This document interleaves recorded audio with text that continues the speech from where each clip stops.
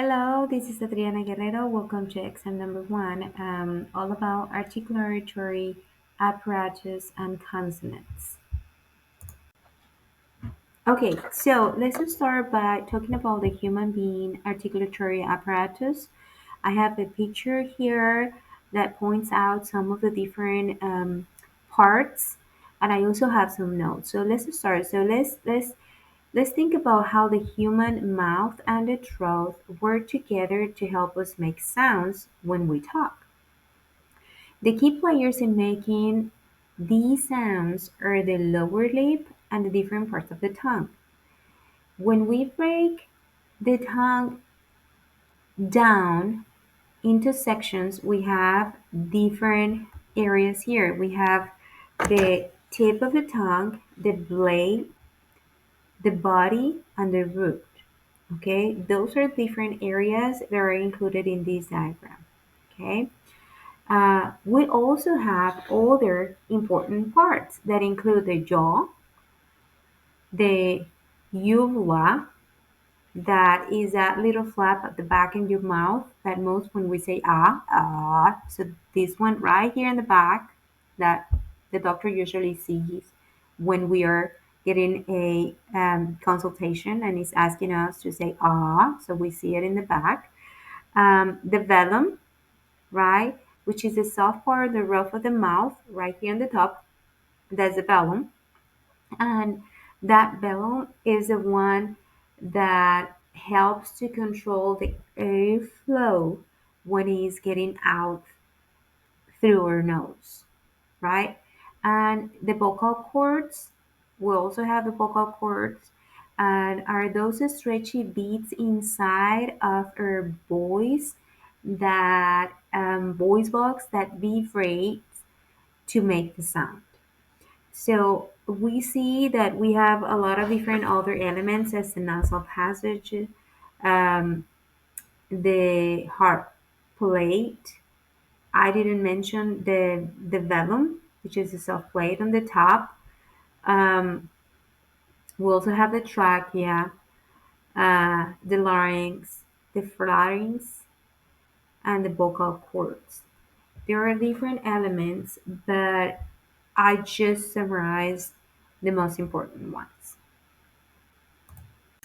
Now let's define what is a consonant and some of its features. I have some notes here that I will use to support my ideas and I will try to use my own words. So first, a consonant involves some constriction of airflow. Let's think about consonants as the sounds that we make by using the air that is in our lungs. And that air, when that air is passing through our articulatory apparatus, including the nasal passageway, or the tongue, the lips, or feet, or jaw, or glottis. Again, how all of these parts in our inner mouth or in articulatory apparatus are working together to make the sound that is the consonant sound. Okay, and then linguistics use three main features to describe any consonant. The first one is a place of articulation, the second one is a manner of articulation, and the third one is a voicing. And I will start with voicing. So the voicing is basically the state of the glottis and refers of what the vocal folds are doing. So it's the voice, that voice. And then we have the place of articulation. In the place of articulation, we think about where the constriction or the airflow takes place. And we have different places, right? And the air is going getting like the air that constriction in the airflow is happening or is taking place. So for example, we have different places as the bilabial, as labial dental, as we have interdental, as as then we have alveolar, as t, palatal, as sh, velar, as k, and the glottal as a h. Okay, Then we have manner of articulation. Let's go a little bit deeper, and is basically how the airflow is constricted in the vocal tract. We have different manners. The first one is the stop sounds, as j, j, or stopping the sound, right? Stopping the airflow.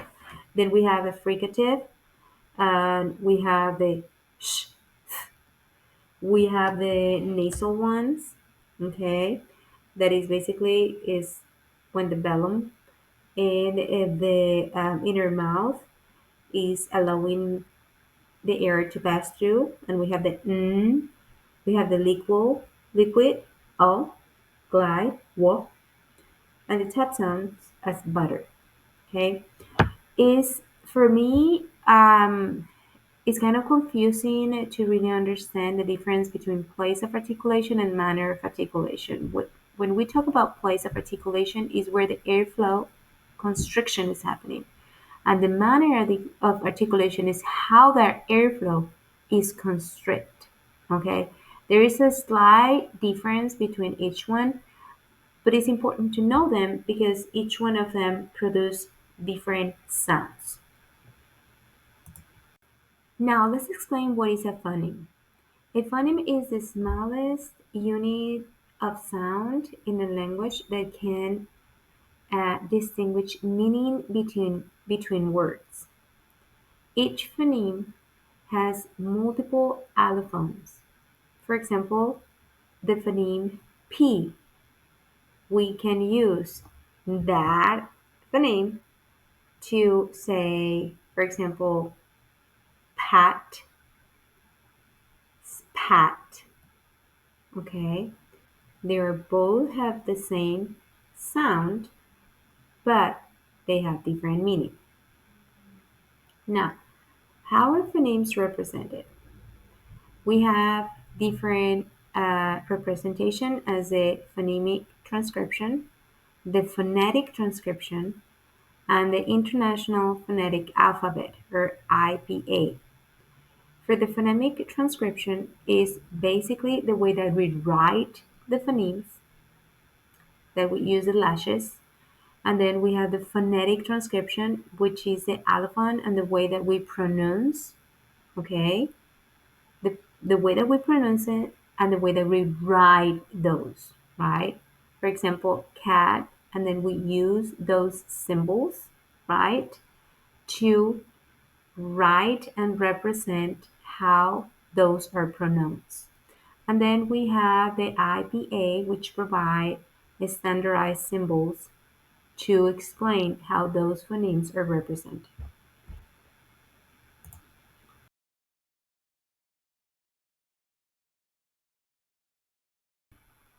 Okay, now let's do some phoneme representations. I decided to keep this picture here because it guides me through my very own understanding of the different phonemes. So the first word that we have is elbow. The V, or the phoneme B, the bold B, represents the voice bilabial stop phoneme B.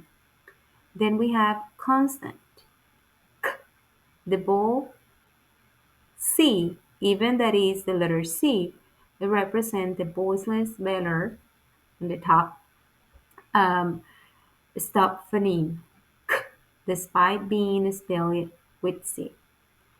Then we have measure, J, J.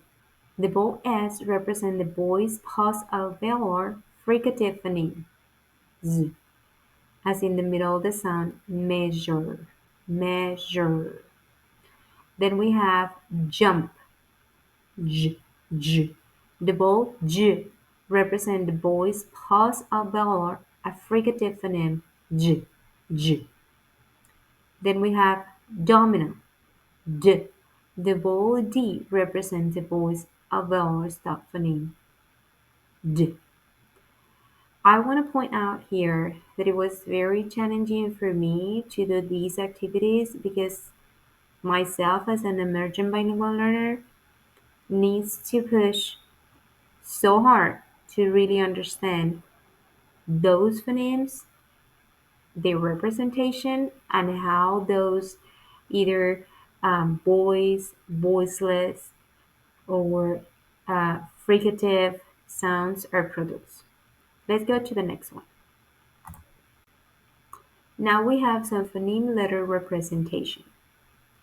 Okay, we're going to do the opposite thing.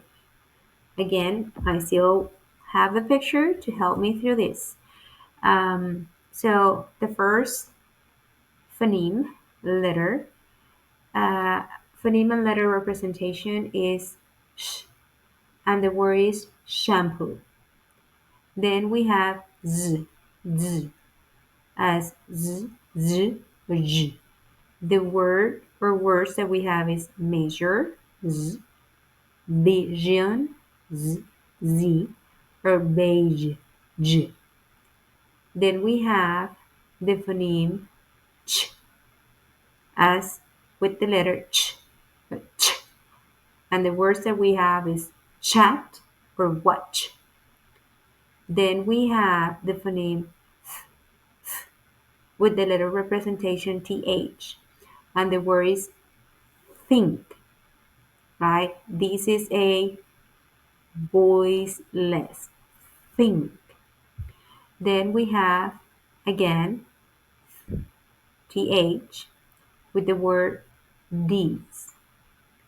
And for these is voiced, right? So both and are spelled with the same th, but represent a different phoneme.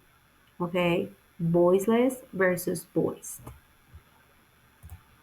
Okay, now we're going to choose some phoneme descriptions.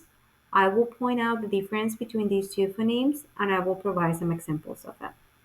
The first one that we have is the phoneme and b.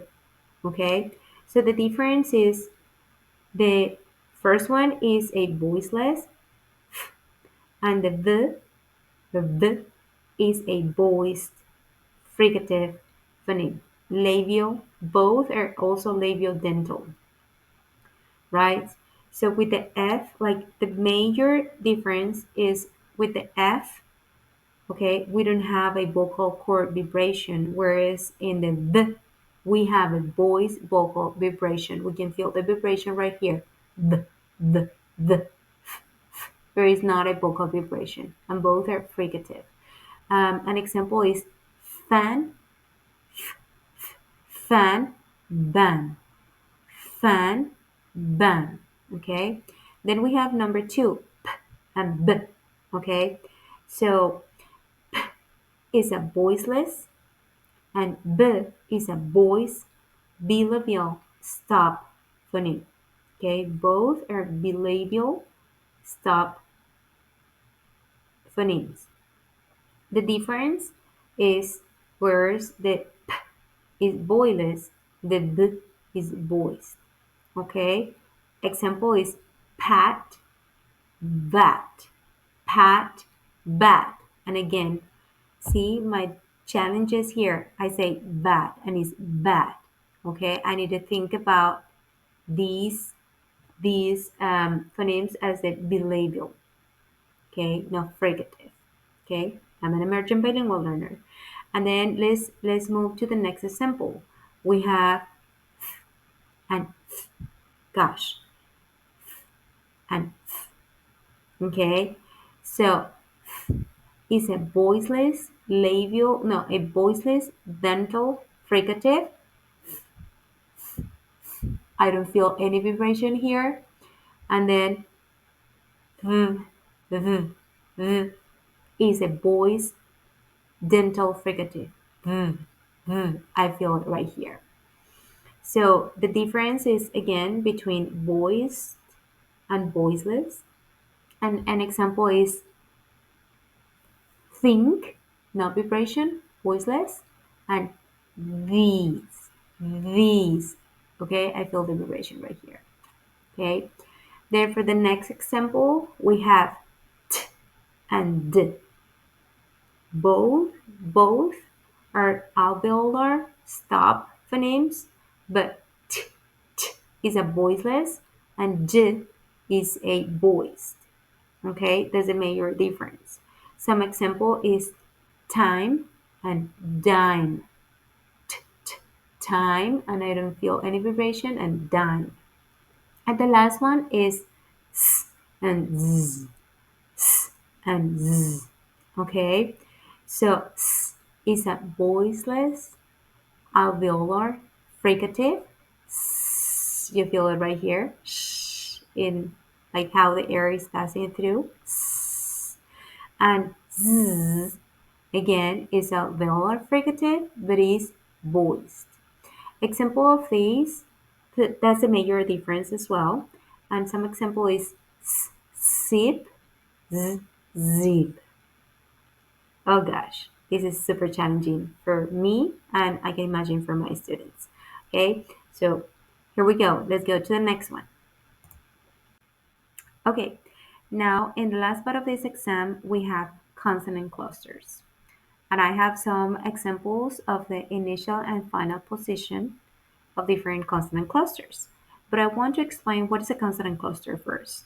So it's basically when we have a group of consonants that are together in a syllable within a word.